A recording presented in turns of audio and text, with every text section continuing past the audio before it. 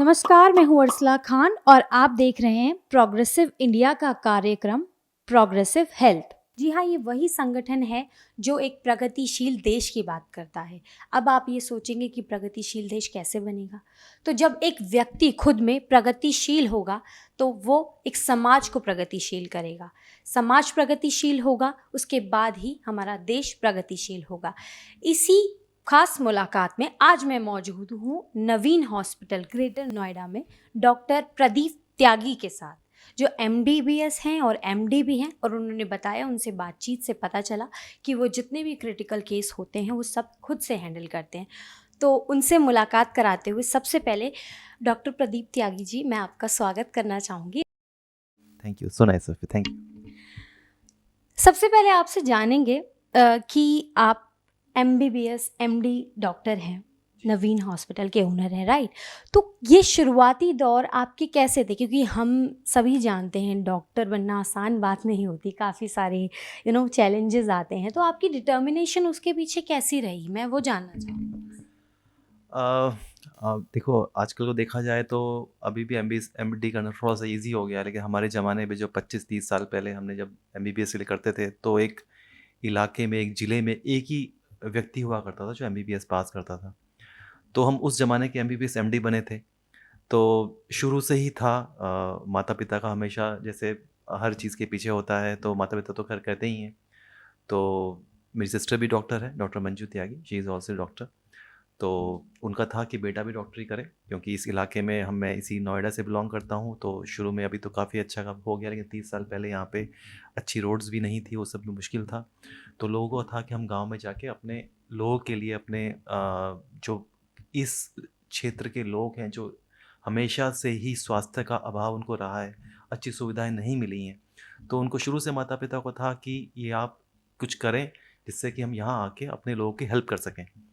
तो कोशिश की, MBBS किया, फिर MD भी किया। उसके बाद यहाँ पे आए तो धीरे धीरे ये डेवलप होना स्टार्ट हो गया था, जैसे नोएडा और ग्रेटर नोएडा तो खैर काफ़ी अभी हमारे सामने ही डेवलप हुआ, कुछ हुआ। तो पहला अस्पताल यहाँ पे कैलाश अस्पताल था, उसके बाद हमने 1 साल के अंदर हम नवीन अस्पताल ये खोला जो है, क्योंकि शुरू से ही है था कि इस इलाके के लोगों को बेसिकली दिल्ली जाना पड़ता था छोटे छोटे अपनी चीज़ों के लिए, छोटे छोटे ऑपरेशन के लिए, छोटी हार्ट की बीमारियों के लिए। तो मेन ध्येय, मेन मोटो, हमारा मेन एम यही था कि लोगों को मैक्सिमम इलाज उनको यहीं उनके घर के पास अवेलेबल हो जाए और चीप से चीप दरों में। तो वही हमारा एक मेन उद्देश्य था, उसी को लेके हम चले और आज 20 साल बाद हम यहाँ खड़े हैं और आपके सामने हैं कि हम उस उद्देश्य को काफ़ी हद तक हमने पूरा करने में हमें सफलता मिली है। तो डॉक्टर त्यागी, 20 साल के सफ़र में आपके हॉस्टल डेज भी रहे होंगे, तो उसमें कोई ऐसा किस्सा जो आप शेयर करना चाहते हो जिसमें आपको लगा हो कि नहीं, क्योंकि पढ़ाई मुश्किल होती है ना? मुझे तो ज़्यादा नॉलेज नहीं है क्योंकि मैं इस फील्ड से नहीं हूँ, राइट? तो मैं आपसे जानना चाहूँगी, कहीं ना कहीं गिव अप वाला पार्ट आया था लाइफ में? अप्स एंड डाउन्स होते रहते हैं, तो आपका कुछ ऐसा एक्सपीरियंस हो तो आप शेयर करना चाहते हो हमारे साथ? देखो, जिसने भी MBBS MD किया है, मैं नहीं मानता कि कोई भी शायद स्टूडेंट ऐसा रहा हो कि जिसको कम से एक नहीं 10 बार ऐसा ना आया हो कि यार हमसे नहीं हो पाएगा, यार चलते हैं, वापस चलते हैं। सबको आता है ये। कोई ठीक है ना बोले, वो अलग बात हो गई। बट देखो, हमारी ज़िंदगी भी आए थे, जब फर्स्ट ईयर में आए, जब पढ़ना शुरू किया, सब अपने क्षेत्र के टॉपर होते हैं, लेकिन जब वहाँ पहुँचते हैं, जिस मैंने किया है civil hospital Ahmedabad BG medical, ये एशिया का बिगेस्ट हॉस्पिटल के अंदर एक आता है। तो वहाँ पे जाके एक आदमी खुद ही अपने आप में एवरेज बन जाता है, मतलब। तो वहाँ पे गए, फर्स्ट ईयर एग्ज़ाम देना शुरू किया, तो समझ ही नहीं आता था कि हो क्या रहा है, सही बताएं तो। और जो सबसे मुश्किल एग्ज़ाम होता है, तो थर्ड ईयर का जो MBBS होता है, उसमें से पास करना होता है। तो सर्जरी का जो एग्ज़ाम दे के आए थे, तो मुझे भी आज तक भी याद है कि हमने बुक्स अपने पास ही रख ली थी कि पास तो होना नहीं है, फिर से देंगे। लेकिन बस भगवान का साथ रहा तो पास हो गए। फिर MD के लास्ट एग्ज़ाम में भी यही आया था कि शायद मुश्किल ही लग पाएगा, कैसे हो पाएगा। लेकिन जो मुझे लगता है कि एग्ज़ामिनर सिर्फ ये नहीं देखता है कि आपने कितना पढ़ा है, कि आप कितना अच्छा उसको सुना पा रहे हो। वो कई बार प्रैक्टिकल एग्जाम्स में ये देखता है, जो मुझे फील हुआ, others may differ about this, but वो ज़्यादातर ये देखता है कि आप उस चीज़ को कितना पाना चाहते हैं, कि आप उसकी तरफ बढ़ रहे हैं, नहीं बढ़ रहे हैं। ऐसा नहीं है कि आपने बुक्स पढ़ी, मगअप कर लिया, बात खत्म हो गई, ऐसा नहीं है। लेकिन आप उसको कितना प्रैक्टिकल इम्प्लीकेशंस पे ला रहे हैं, तो उसका मुझे बहुत साथ मिला। मेरा सा हमेशा से यही था, मुझे एमडी एनेस्थीसिया क्रिटिकल केयर में ही करनी थी। तो मुझे अल्टीमेटली वही ब्रांच मिली, और टीचर्स ने अल्टीमेटली सपोर्ट किया कि नहीं, आप जो करना चाहते हैं वो ठीक चल रहे हैं, तो उसमें सपोर्ट मिल जाता है। तो it's not about just the mugging up, कुछ नहीं है। तो जैसे आपने क्वेश्चन पूछा कि ऐसा तो बहुत बार लगा है, तो किससे अगर हॉस्टल के सुनाने लग गए तो बहुत टाइम लग जाएगा। तो इसके अलावा जैसे आप युवा के लिए मैं जानना चाहूँगी, युवा आज के एक बहुत ही मतलब मेन चीज़ होती है, राइट? देश को आगे ले जाने में उनका बहुत बड़ा योगदान होता है, ठीक है? तो उनके लिए क्या मैसेज देना चाहेंगे? क्या डिटर्मिनेशन से उन्हें आगे बढ़ना चाहिए, ठीक है? उनके लिए क्या प्रायोरिटी होना चाहिए एक्चुअली? देखो, आजकल का युवा बहुत होशियार है। जो हमारे बच्चे भी हैं, मुझे लगता है कि हमसे शायद हम उतने टाइम पे तेज नहीं थे, जो अब बच्चे और युवा जो है बहुत तेज हो चुके हैं। वो हमसे बेटर करने की उनमें अंदर जज़्बा भी है और कर भी रहे हैं। सारी दुनिया इस टाइम पे जानती है कि जो भी नए बिज़नेस चल रहे हैं, नए स्टार्टअप्स जो हैं, जैसे हमारे प्रधानमंत्री जी ने भी कहा रखा है, और उन्हें बहुत सहयोग भी उनका कर रहे हैं नए स्टार्टअप्स के लिए।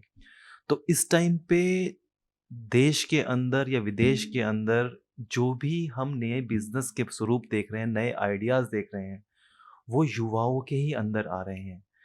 ओला, उबर, मतलब ना उनके पास, मैं तो उनके आइडियाज़ को देख के जिसमें हैरान कई बार हो जाता हूँ। ना उनके पास गाड़ी है, ना उनके पास ड्राइवर है, ना कुछ है, लेकिन पैसा वो अमेरिका बैठ के कमा रहे हैं। तो ये तो एक आइडिया और उसका ही है, और युवाओं से अच्छा बेहतर उनका किसी ने इस टाइम पे किया भी नहीं, और कर भी रहे हैं वो जो है। आप देखिए, लोग अपनी प्रॉपर्टी खरीदते हैं, कुछ खरीदते हैं, और जो आजकल आप देख ही रहे हैं, कुछ लोग प्रॉपर्टी किसी की होती है, लगाते किसी और का, ओयो रूम्स वगैरह। तो ये अपने आप में खुद एग्ज़ाम्पल्स हैं, और ये यंग, मेरे ख्याल से 30-35 साल के लोग भी नहीं हैं, जो लोग जो इतना प्रोग्रेस कर रहे हैं, दे आर मल्टी बिलियनियर्स।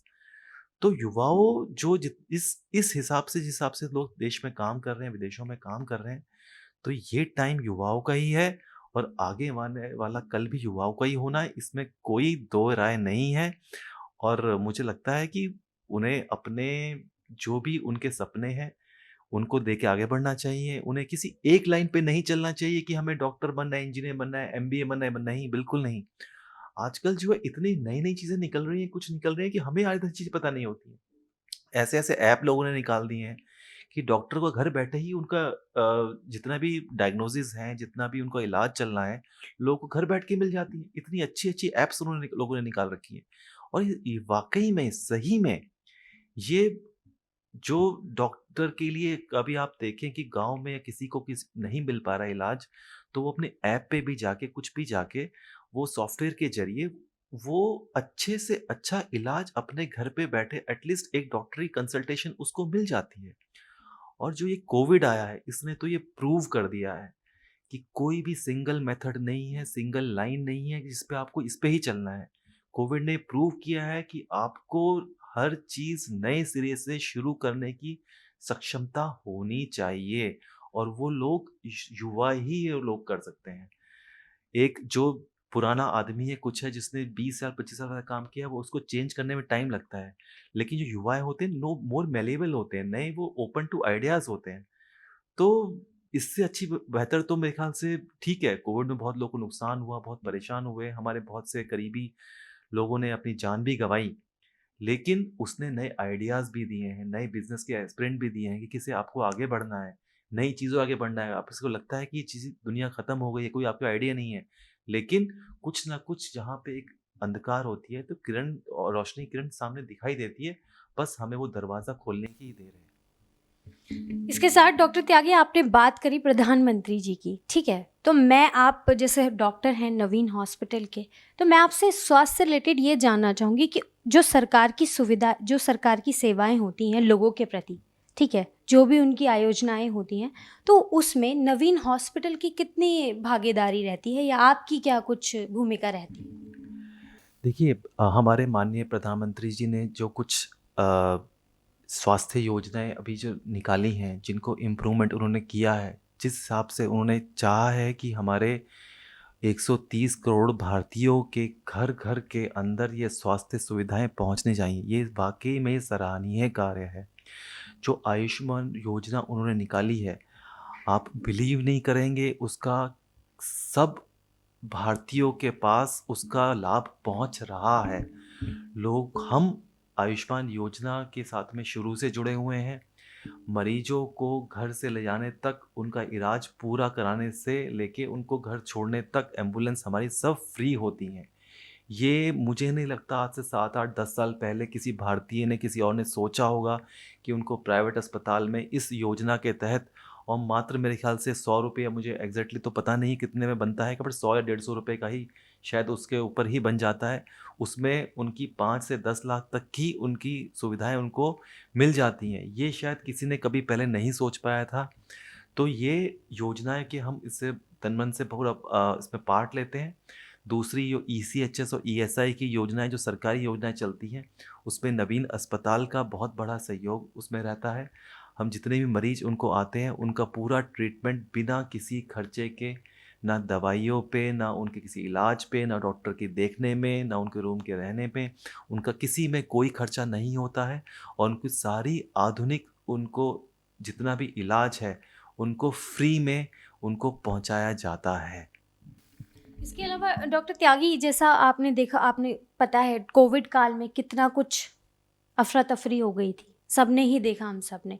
तो उस टाइम में कुछ ऐसा एक्सपीरियंस आपका रहा हो आपके हॉस्पिटल का कि बहुत ज़्यादा क्रिटिकल हो रहा हो, लेकिन आपने उसे अपने तरीके से सॉर्ट आउट किया हो? देखिए, कोविड जो महामारी आई थी, ये पूरे एक पैंडेमिक था, पूरे विश्व में फैली थी। ऐसा हमारा देश भी इससे अछूता तो नहीं रहा था। तो जो कोविड आता है, वो एक साथ 1 से 2 महीने में ऐसा हो जाता है कि किसी भी देश हो, उसकी स्वास्थ्य जो सुविधाएं वो चरमरा जाती हैं। ये सिर्फ भारत में ही नहीं, चीन हो, यूरोप हो, अमेरिका हो, सबके साथ में ऐसा हुआ है। हम सबके दोस्त हर कंट्री में हैं, हमें उनसे हमेशा उनसे बात होती है। तो सारे देश इस चीज़ से परेशान हुए थे। सेम चीज़ हमारे देश में भी आई। उस टाइम पे काफ़ी मुश्किल था हर पेशेंट को सारी सुविधाएं देना। तो इसीलिए जो सरकार भी हमेशा जो कहती रही, सब लोग, ये डॉक्टर भी हर माध्यम से लोगों को बताता रहा कि सबको अस्पताल आने की ज़रूरत नहीं है। हमें इसमें जो सिखाया जाता है अस्पताल के अंदर, कि हमें पेशेंट को अलग अलग करना है कि किसको सबसे ज़्यादा ज़रूरत है उसको पहले ट्रीटमेंट देना है, और जिसको ज़रूरत नहीं है उसको इलाज घर पे ही करना है। तो इसलिए हमने कोविड के टाइम पे हमने लोगों को अपने सॉफ्टवेयर के थ्रू, हमने व्हाट्सएप के थ्रू उनको, हम फ़ोन के थ्रू ही उनको सारे परामर्श जो हैं, हॉस्पिटल के परामर्श, सारे डॉक्टर्स ने उनको फ्री में उनको परामर्श दिए। सबको हमने जितना हमसे सही बन पड़ता था, हमने मास्क और SpO2 प्रोब जिसको हम बोलते हैं, हमने घर पे वितरित किए गए।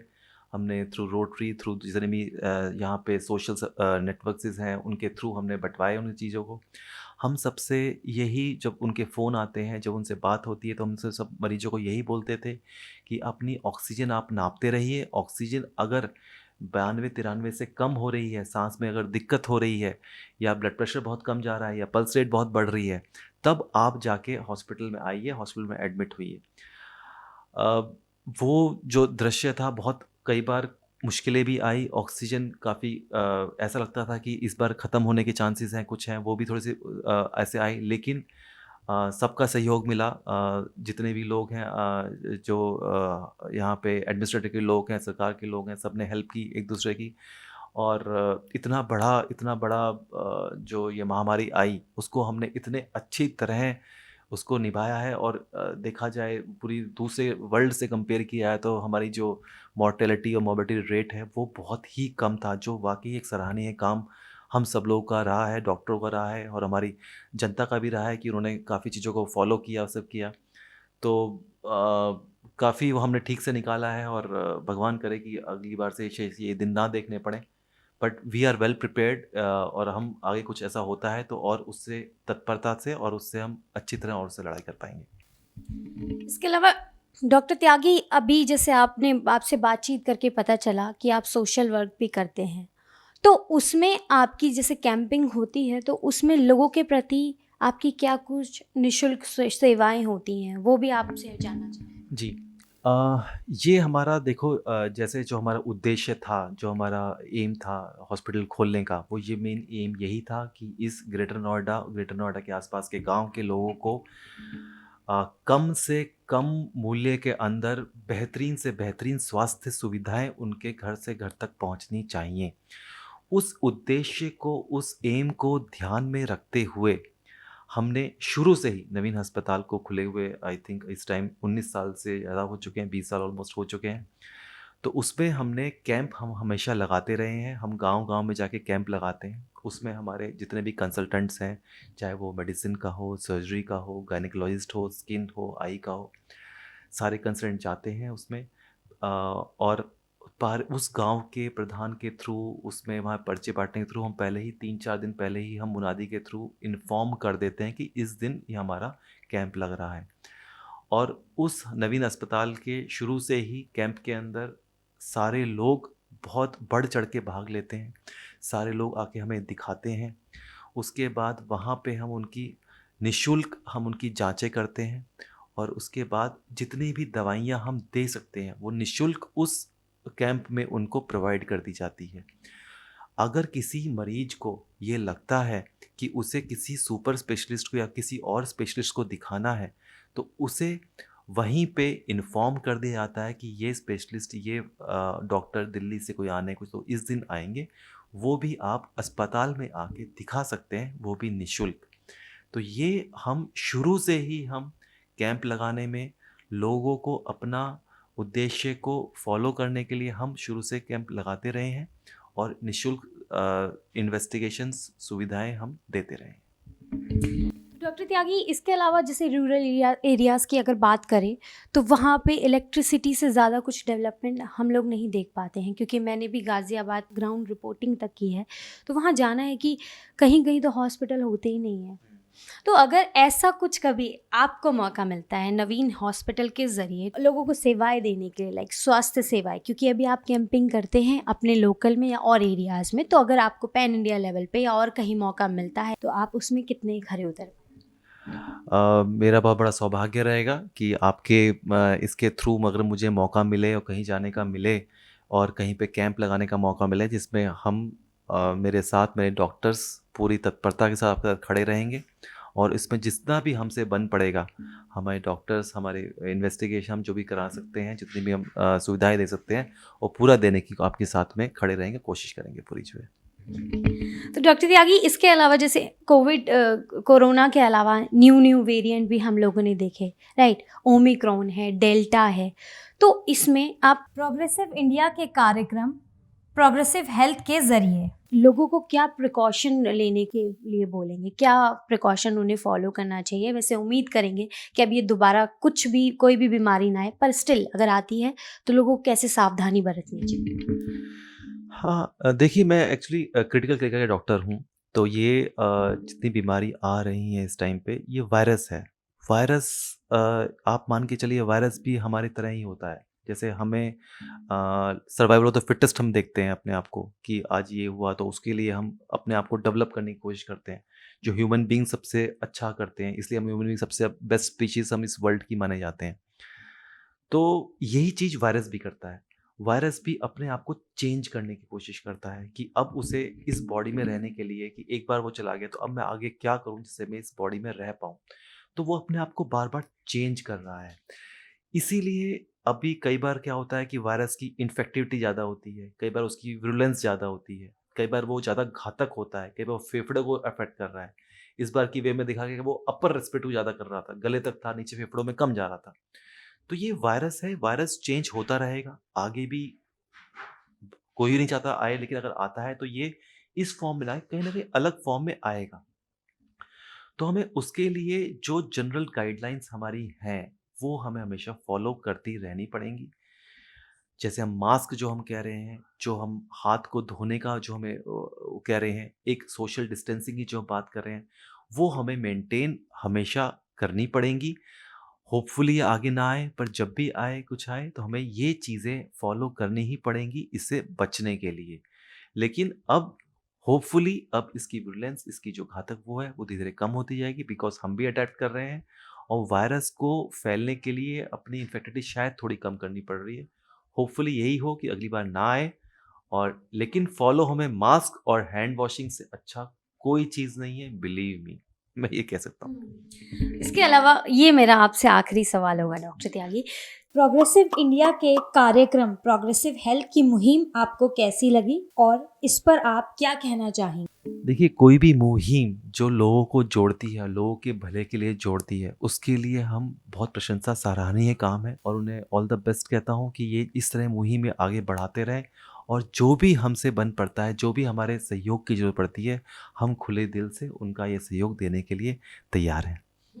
बहुत बहुत ज़्यादा शुक्रिया आपका। तो ये थे डॉक्टर प्रदीप त्यागी, जो नवीन हॉस्पिटल के एमबीबीएस और एमडी थे, जिन्होंने हमें काफ़ी सारी बातचीत की हमसे और बातचीत के ज़रिए उन्होंने ये भी बताया कि उनका क्या सोशल वर्क रहा इन दिनों, कोविड के दिनों, और प्रिकॉशन लेने के लिए भी हमसे कहा। तो हम ये सावधानी बरतेंगे, उम्मीद करेंगे कि ये बीमारी दोबारा ना आए।